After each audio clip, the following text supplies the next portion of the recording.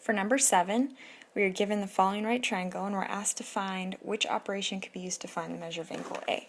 So remember, if you're trying to find an angle, in this case the reference angle is angle A, you have to use inverse sine, cosine, or tangent, which is pressing the second key and then sine, cosine, or tangent.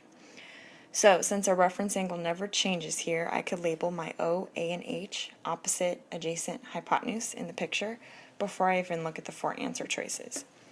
So in relation to angle A, what would my opposite be? If I draw an arrow, that always points to my O, so 40 is my opposite.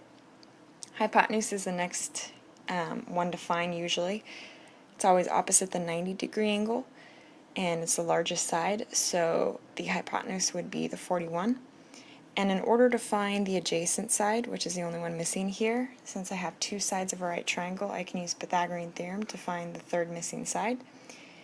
Or I could look at the answer choices and notice that they use a 9 here in both answers C and D. So using Pythagorean theorem, you will get a 9 here. So looking at my answer choices, which of these is true? A and D both use cosine, so let's figure out which one of these is true. Cosine is defined as adjacent over hypotenuse, so I'm going to label that on both of these. So part A, is 40 the adjacent side? No, it's 9 in my picture, so that's gone.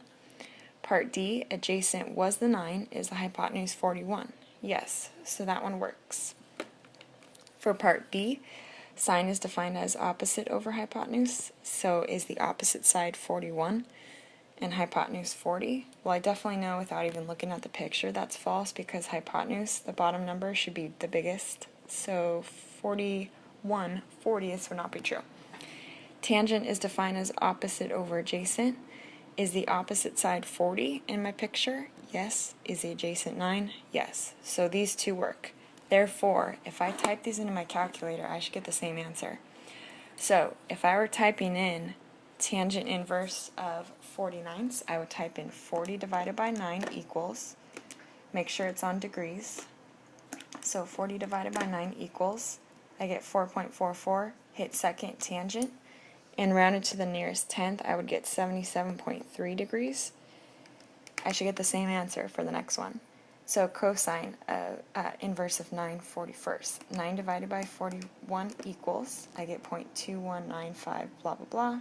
Second cosine, and again, 77.3 degrees. So you get the same answer.